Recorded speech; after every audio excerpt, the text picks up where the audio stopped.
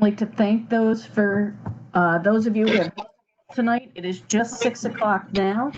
We will give folks just a few more minutes to sign on, then we'll introduce the panelists we have this evening and go ahead and get started in just a few moments.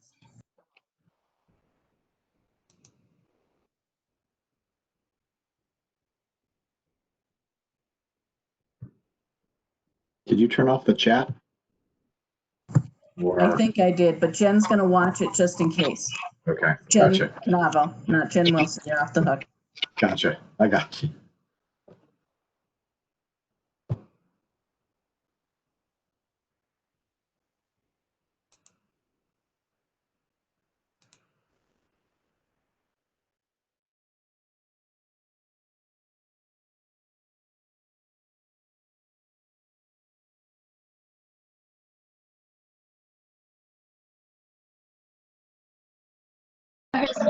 Hold on.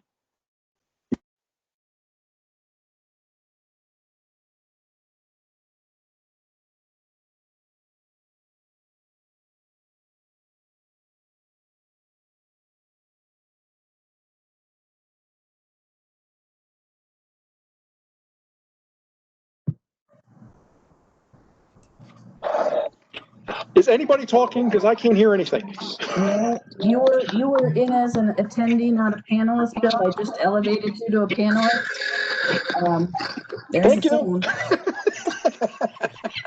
I just want to wait and see if Courtney hops on. I think that's her now.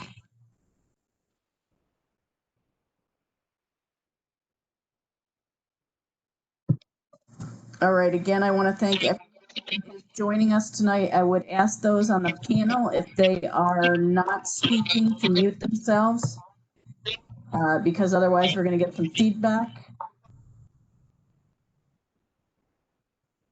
Jeff, it doesn't look like you're muted at this point.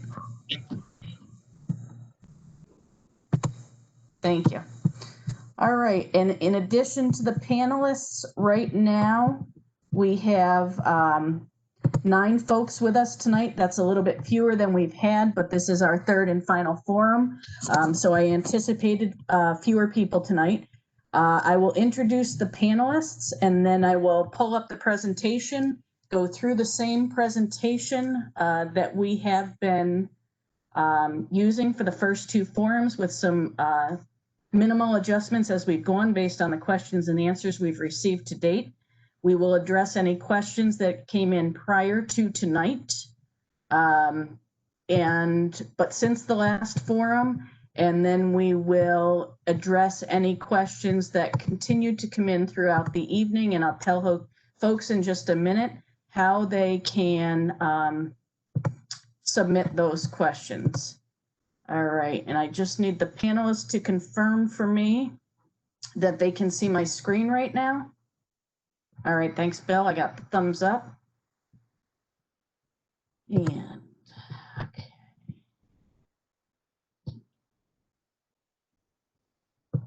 Just trying to get it to play. Bear with me for a second.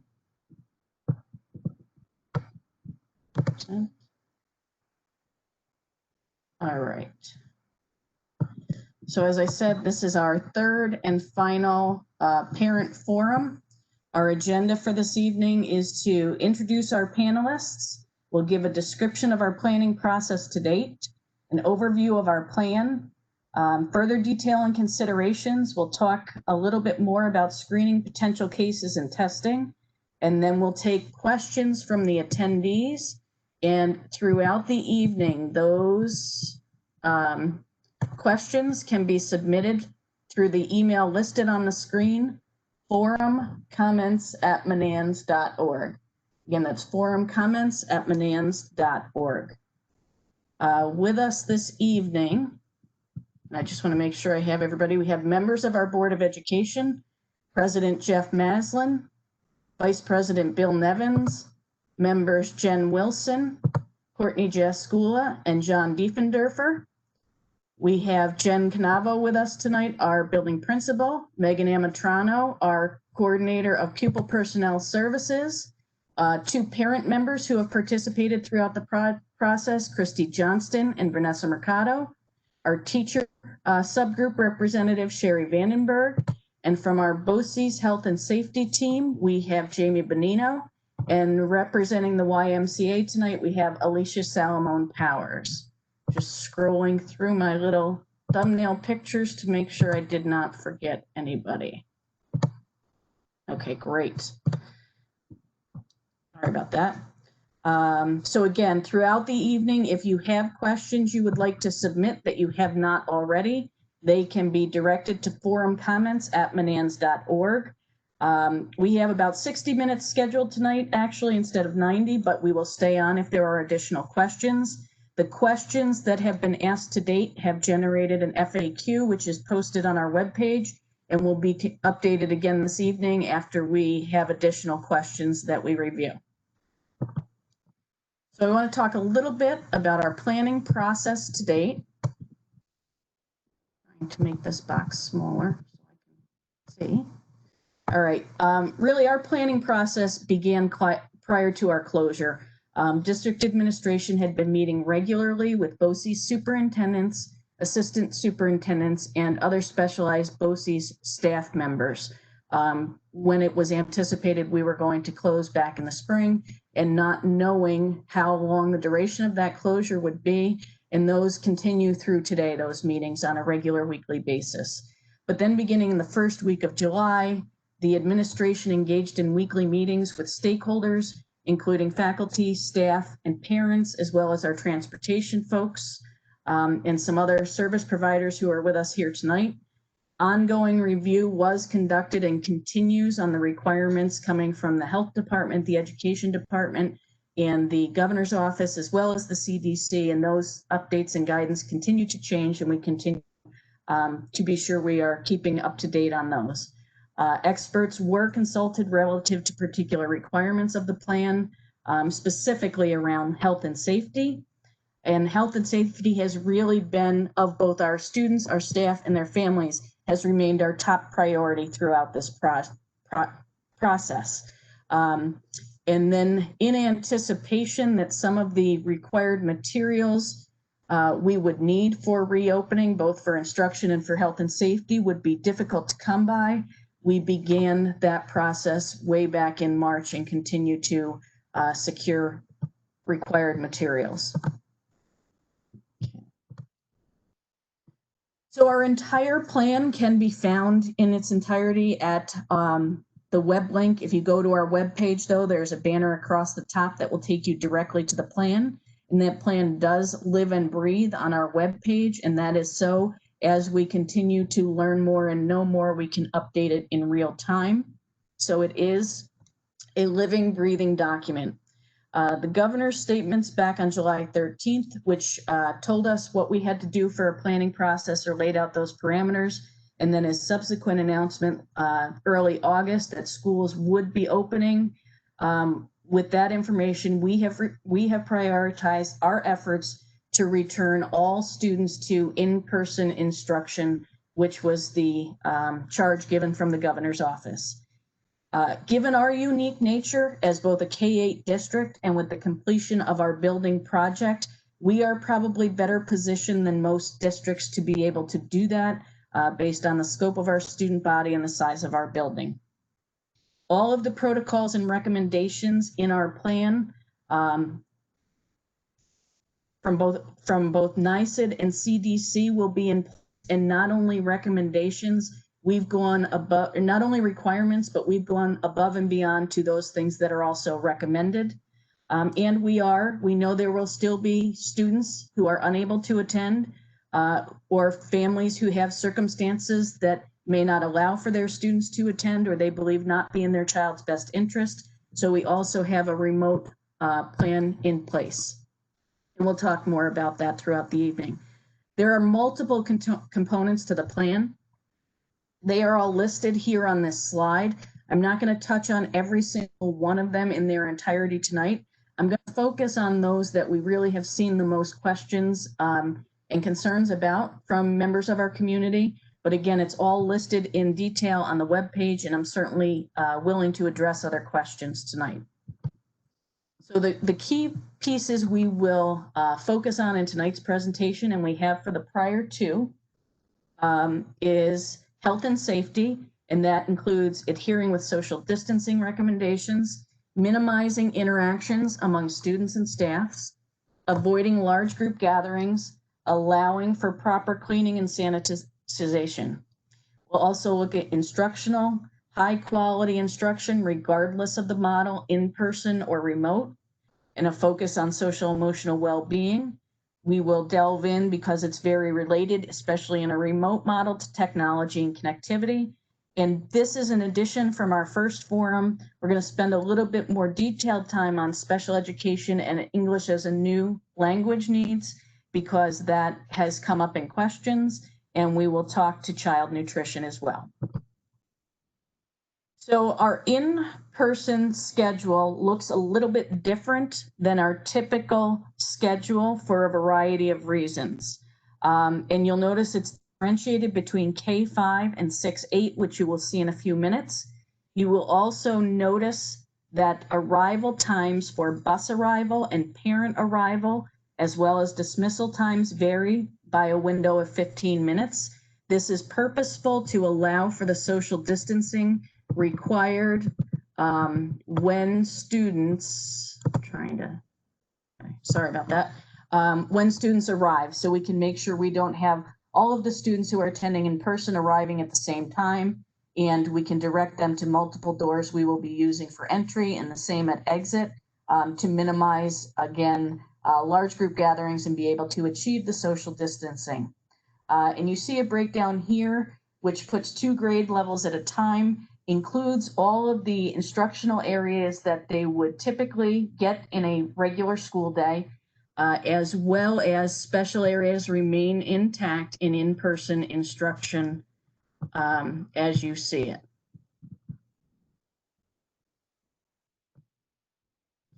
Folks, I'm having technical difficulties. The in-person middle school schedule will look a little bit different. You notice they arrive a little later and leave a little bit earlier. This was intentional. We have a number of our families who rely on their middle school children to assist with getting younger students on and off the bus at the beginning of the day and at the end of the day. Like with the K5 schedule, there's different arrival and pickup times for both bus and for parents, again, for that social distancing and safe arrival protocols. And you will notice the middle school schedule does their typical 8-period day over 2 days. So 4 periods on an ACE day, followed by the remaining 4 periods on a BDF day.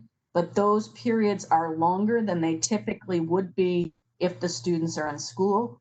It allows them to have lunch while they are here at school, and also, though it's not designated in homeroom time, they would also be able to get breakfast. And we'll talk about this a little bit more later. This schedule for our middle school students also translates well to a remote schedule in the event we find ourselves all remote again at any point in the future. And we touched upon this a little bit, but the staggered arrival and dismissal times allow for students to be assigned seating on the bus while maintaining social distancing, and also to clean the high-touch surfaces in between each run. So the same buses will be used, but those buses will be used in between, and those staggered arrival and dismissal times for K5 and 6-8 allow for that. We talked about the variation in the parent and the bus arrival time.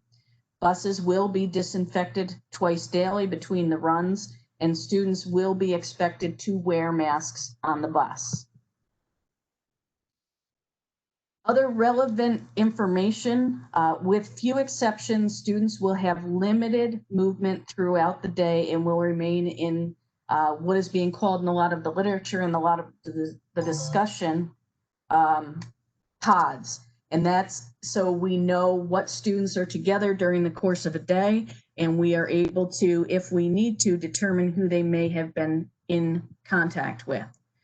K5 students will, for the most part, remain in their homerooms, and special area teachers will move to them. 6-8 students will remain in homerooms as well, and both content and special area teachers will move to them. There are some students who require certain related services and special education services. They may move out of their regular classroom to smaller groups in settings that allow for adequate social distancing, with the appropriate cleaning and disinfecting being done between those groups of students. Again, I reiterate, special area classes have been maintained for students at all grade levels K through 8. Lunches will also be delivered and eaten in homerooms. Elementary special area classes, typically elementary students will see all of their special areas over the course of the year. We've adjusted that this year, and they will be delivered in trimesters. This is in part due to the fact that they typically would use shared materials in many of those classes, or would need materials that they would need to use. They will each child will get those materials they would need for the trimester. That would be their own materials to use, so we don't have shared materials. The other piece of this too is it reduces the exposure of the special area teachers, with the exception of gym or PE, who would otherwise be seeing all 300 students over the course of the week. PE, as we were just talking about, will utilize outdoor spaces as much as possible, weather permitting. Throughout the course of instruction, masks will be required with developmental and age-appropriate breaks. Cleaning within the building of high-touch surfaces will be conducted throughout the school day, including bathrooms. Many of our classrooms, particularly at the primary level, have their own bathrooms and/or sinks. For those that do not, bathrooms will be designated for certain groups of people, and that again is to control the number of people in any one area and to be able to know who is in any one space at any time. Hand sanitizer is available in all instructional spaces, as well as various intersection and entry points throughout the building. And disinfecting of the entire building will be conducted daily after students are dismissed. I know we had a question that came in following the last forum, but prior to tonight, about cleaning versus disinfecting, and I will address that once we get through the slide presentation. Screening of potential cases and testing. We will be asking parents and families to attest daily to a variety of questions, and we are going to be doing so via an electronic application. Certainly, we will have modifications in place for those who are unable to access that, and that input will be, and the reports will be monitored by our school staff.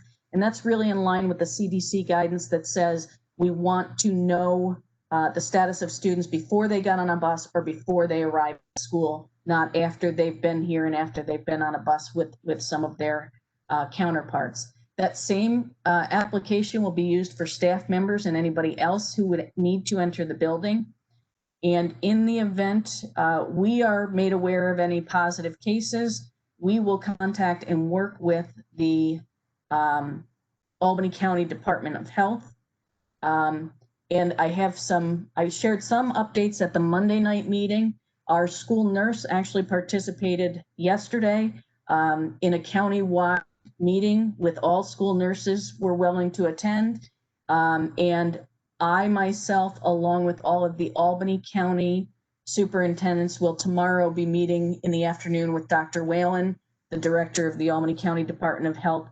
So we are very hopeful that after that conversation and with the information that our school nurse gained, we'll have far more detail to provide to our community around these protocols.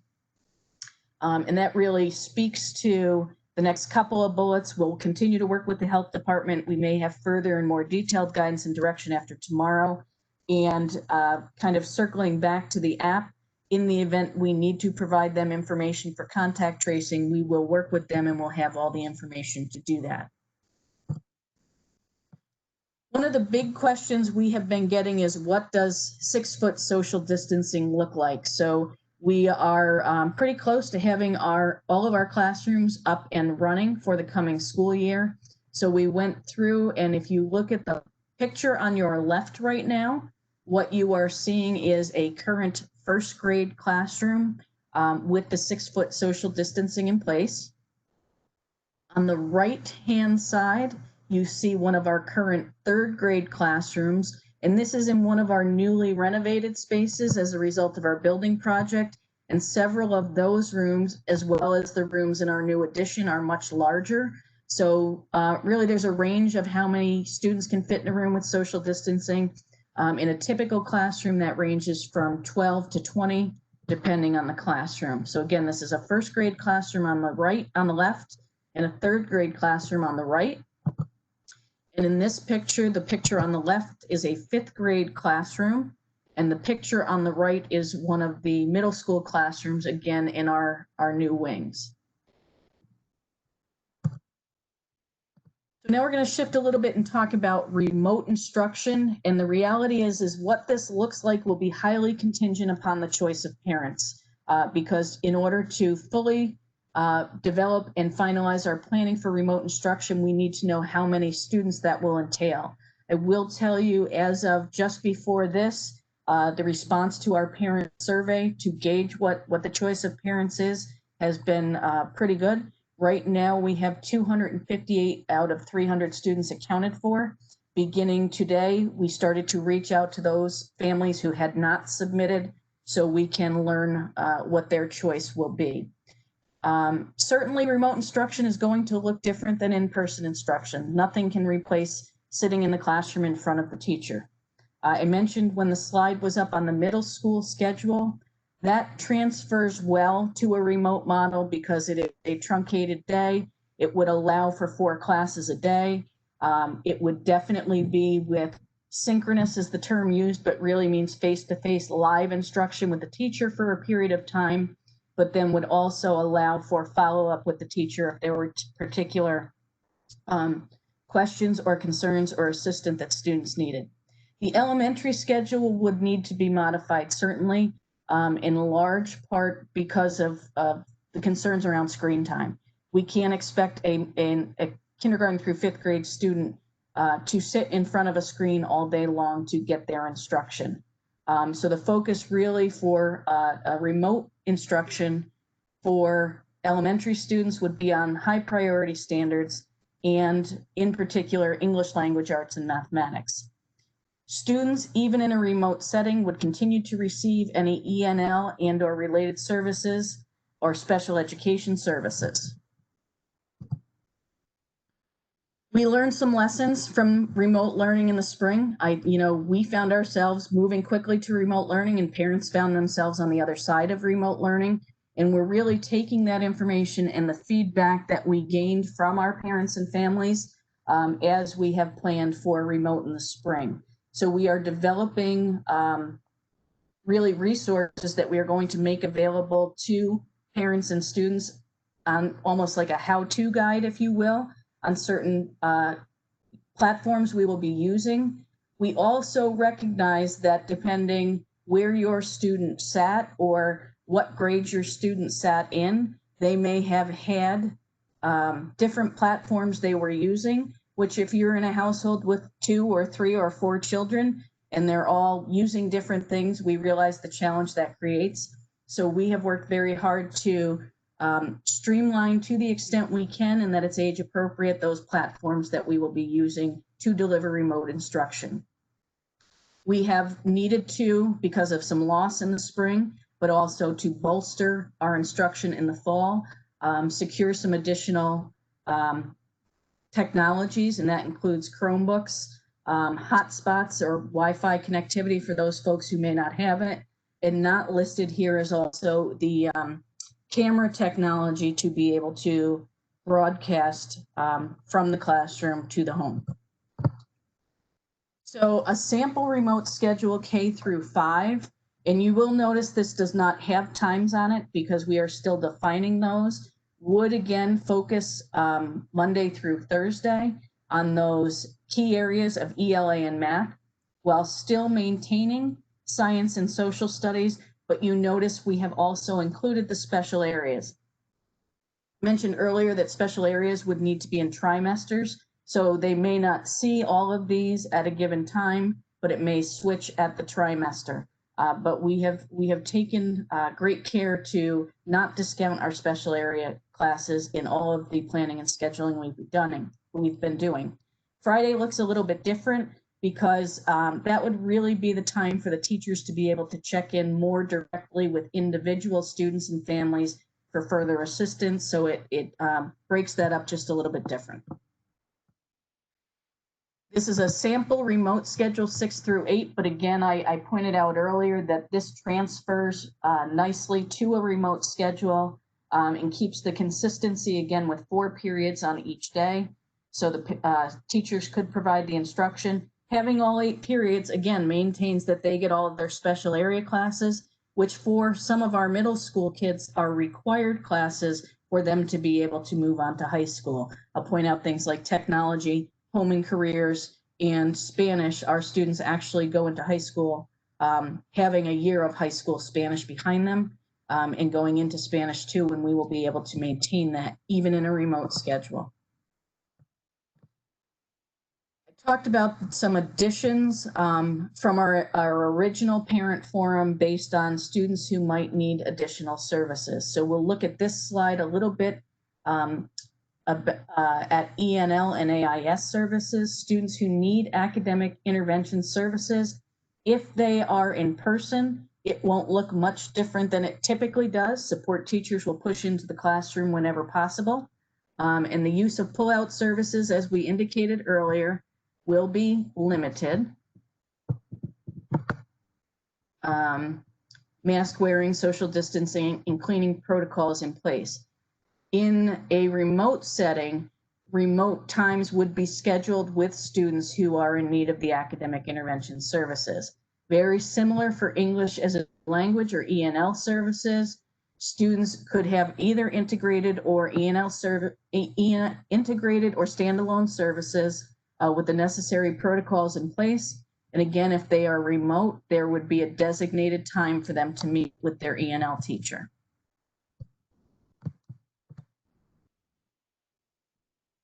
Special education services, there's a variety of different types of services that that a student could be entitled to. The first being indirect consultant teacher services. In person would be very similar, again, as it typically is. The classroom and general education teacher will meet to plan instruction and modifications, and that doesn't change in a remote setting. Those teachers, both the special educator and the regular educator, would still confer to make sure what the students need is in place. Direct consultant teacher is when a special education teacher in in-person instruction will be in the classroom to support the students with the IEPs. In the case of remote, we will work closely with the family and the teachers to make sure we are addressing the needs of the students. In a resource room model of special education, the students will go to the resource room for instruction with the necessary protocols in place. In remote instruction, that will be set up via a Google Meet.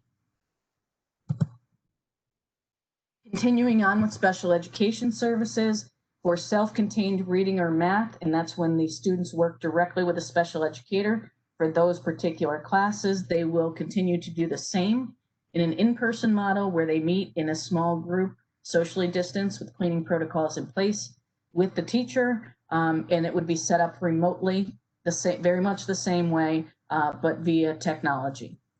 Related services, which include speech, OT, PT, and counseling, the students would go in-person model to the service provider's room, much like self-contained reading and math.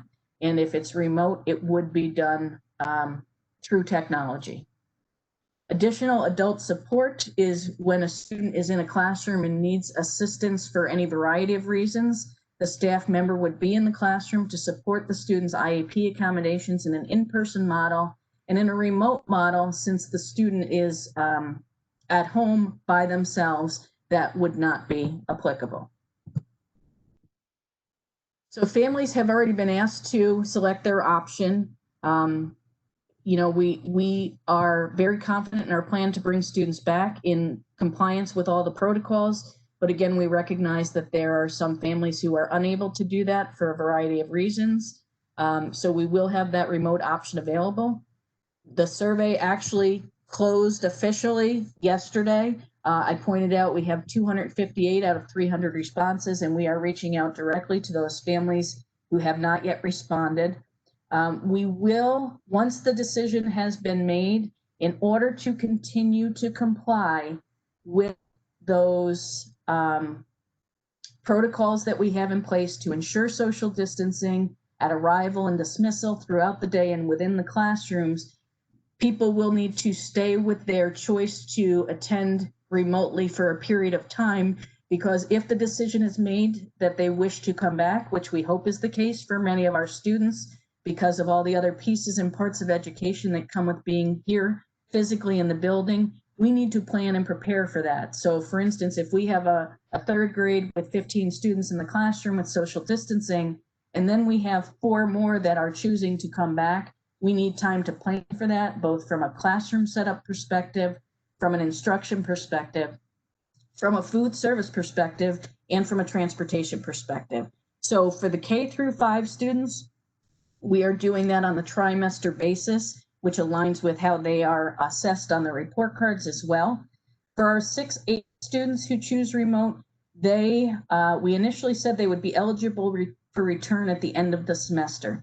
We've heard from a number of middle school parents on that, and we are highly considering doing that after the first quarter as opposed to the first semester. That said, our intent is to wait until we get in here and get everything moving to be certain that we can do that and adhere to those safety protocols. So all of our information is really monitored and updated in real time via our webpage. We send reminders out through Facebook, so I would encourage you to continue to look there for updates. We have equipped our webpage with G-Translate for our high number of ENL families so that they can translate it into their home language.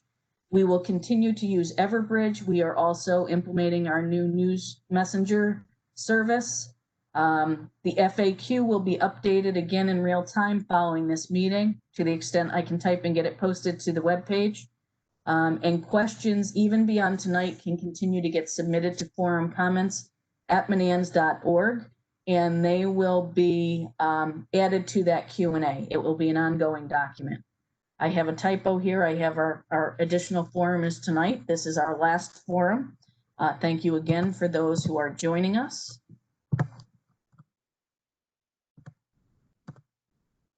I think I'm at the end of my presentation. All right. I'm going to stop sharing my screen. Bear with me for 1 moment.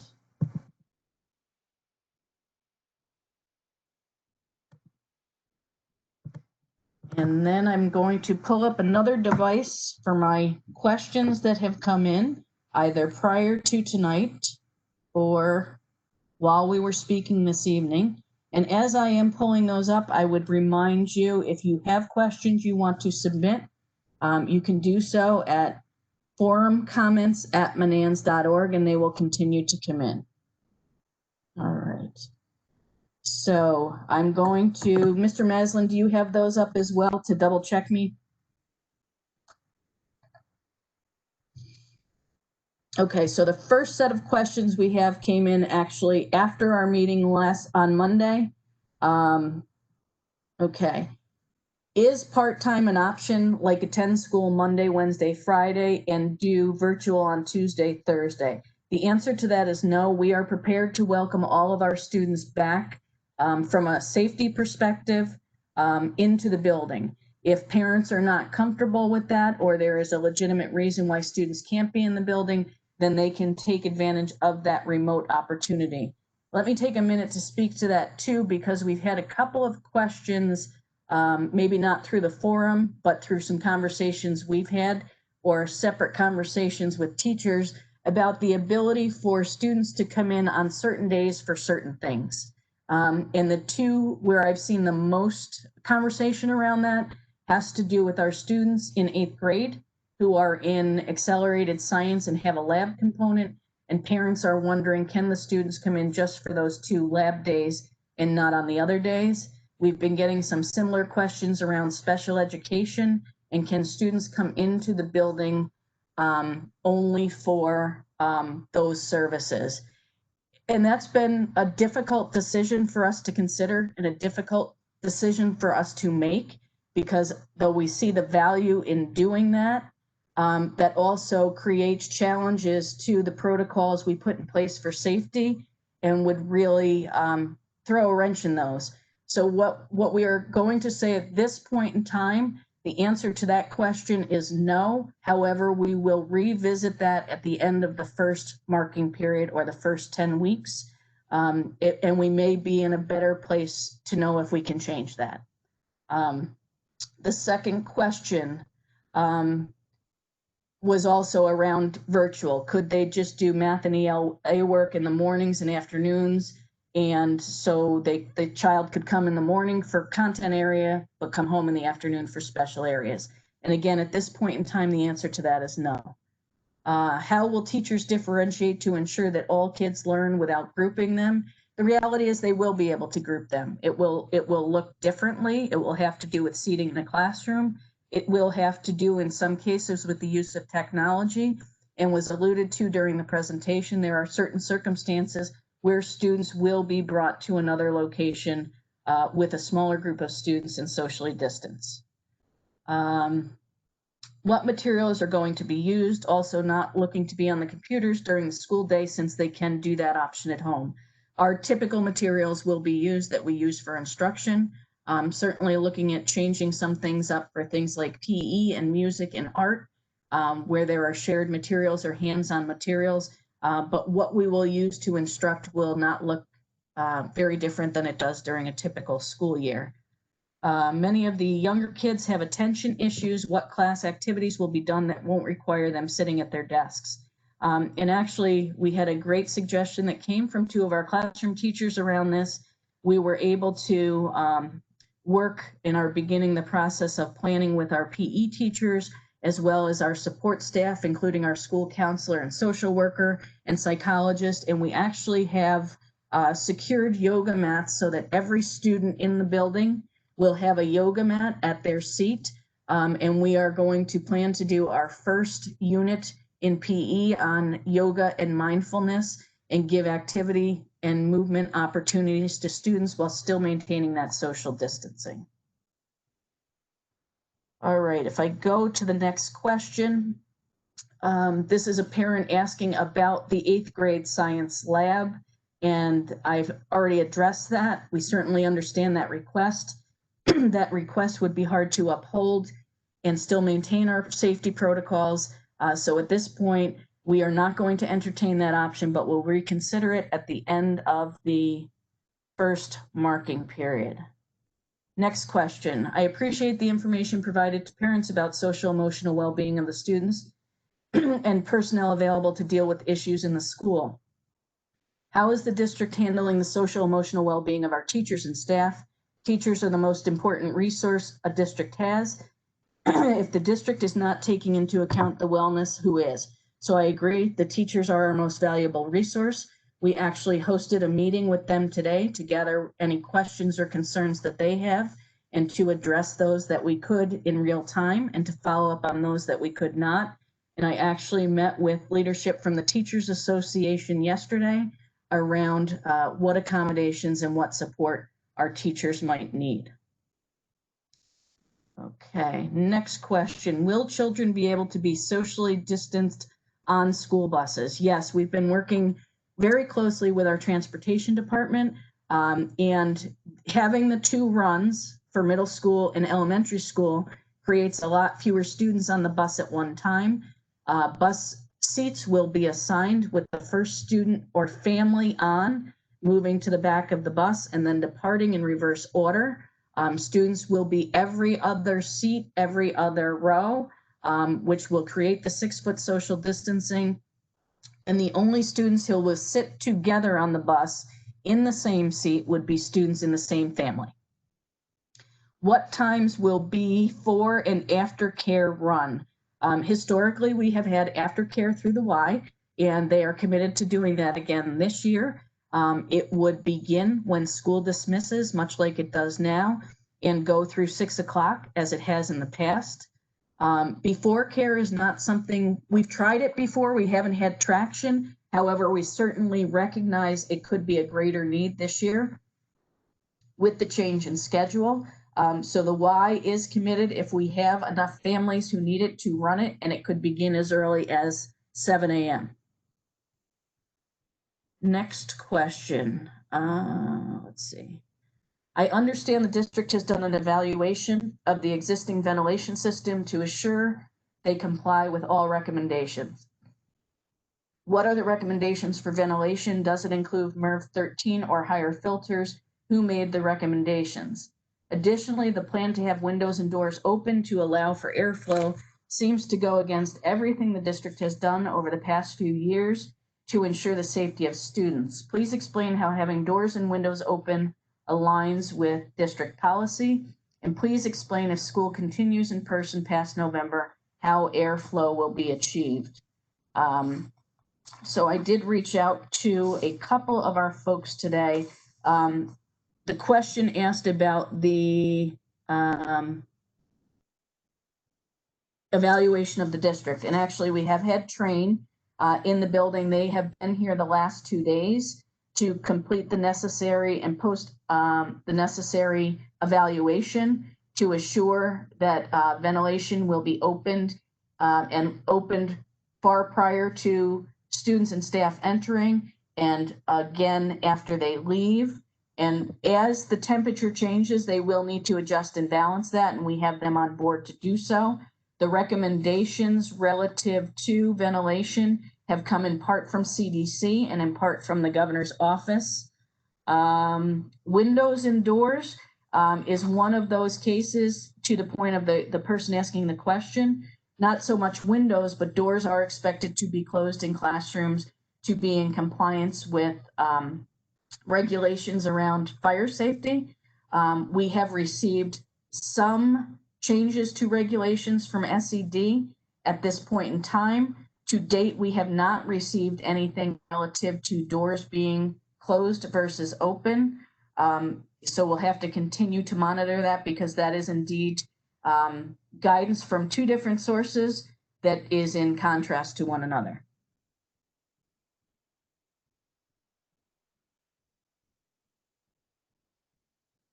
All right, I think I missed one. Hold on one second. I would like to thank all the staff involved and all of the staff involved in their efforts to get school reopened. I know the district cleaning staff has gone above and beyond in their duties prior to COVID, but without additional staff or disinfecting the building, I don't see how the building can be sanitized. Please explain the difference between cleaning, sanitizing, and disinfecting.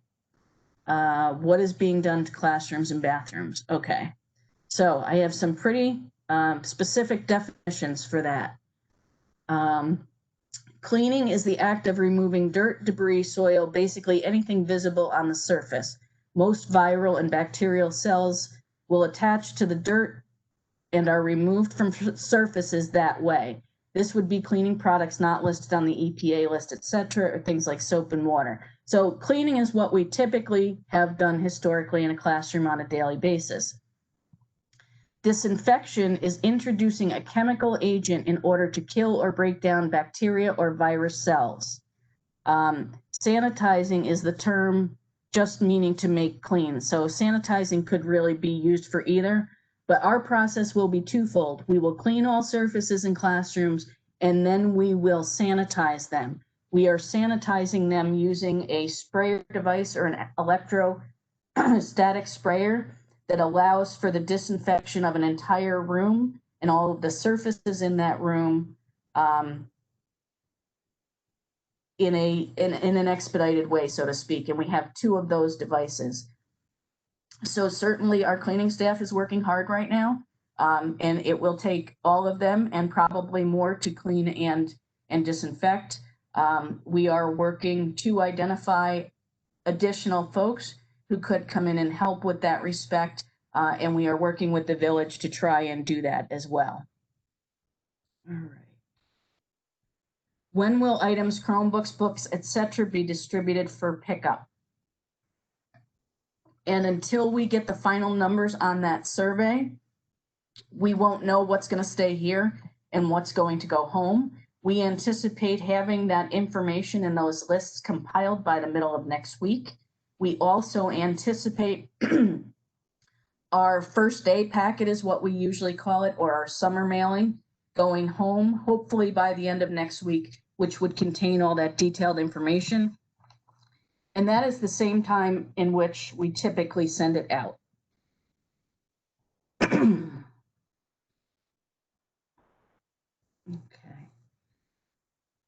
Will students be subjected to COVID-19 testing on site? So if so, will you require parents' consent before testing? At this point is not the guidance and direction that schools should be doing testing.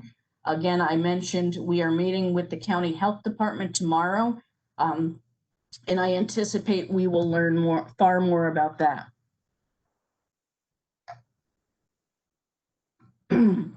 Based on the results that have come in regarding the survey, are you seeing more people selecting in-person or remote?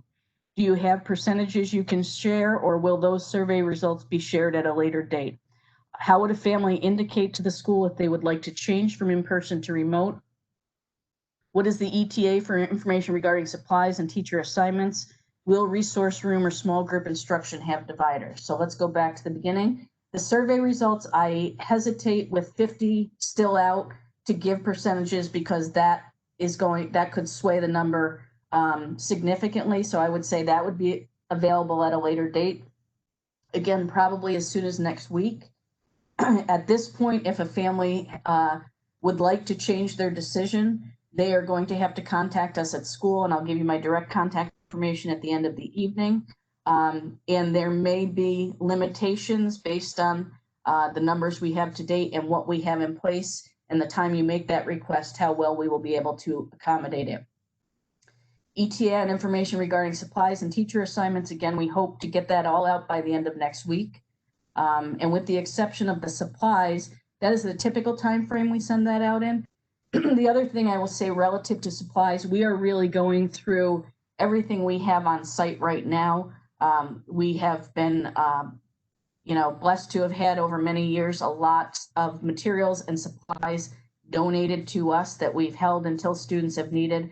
We are really kind of commandeering all of those right now, and thanks to the staff members who are participating in doing that, to provide as much as we can to our students with what we have on site right now. We know folks in this time may have some limitations either to be able to get out and get those supplies, but also purchasing power. So we're doing the best to provide as much as we can and then ask you only to supplement.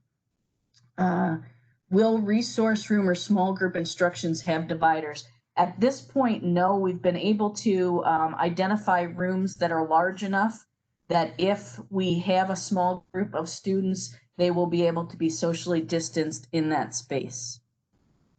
The other piece on dividers is there are some, and you may be seeing a lot of them in the media or on Facebook, they keep popping up, some clear dividers that are available. Many of those are not compliant with fire safety regulations in New York State at this point in time.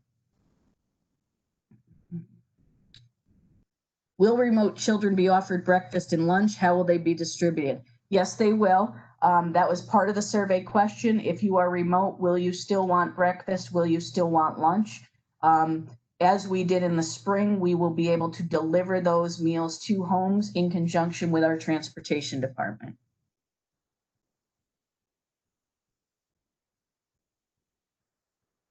Would it be possible to have a place online for remote parents to connect to organize social distance, socializing opportunities, and any other needs families may have to support each other? Remote students run the risk of being isolated, and it would be great to have a way to connect with other families. That is something, that's the first time we've had that question. It is definitely something we could look into the possibilities for, and potentially maybe even look at platforms to make that a possibility.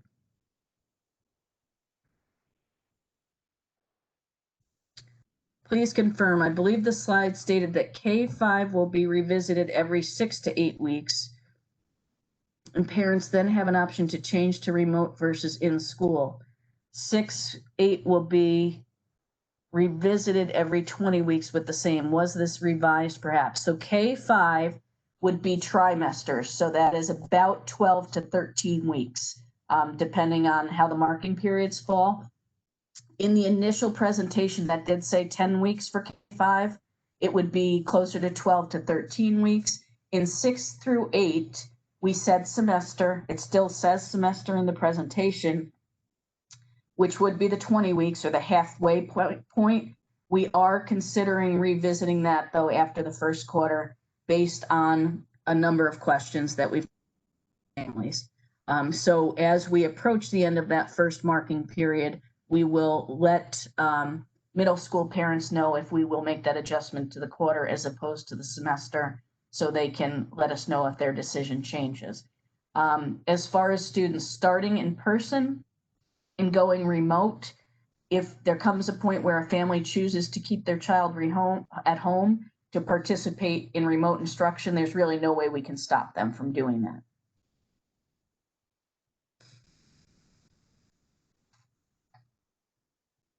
Jeff, I do not see any other questions. Do you?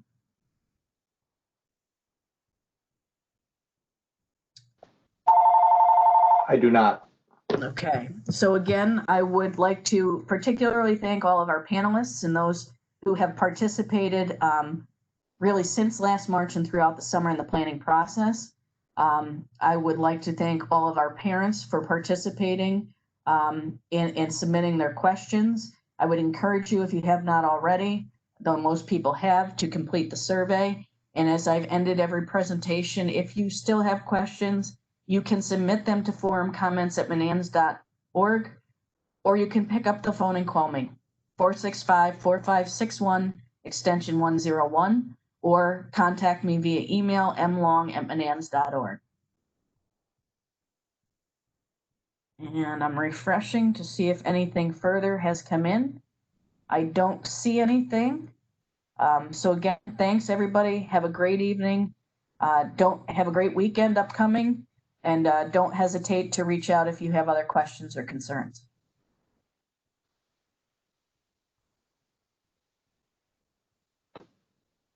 Thank you. Thank you.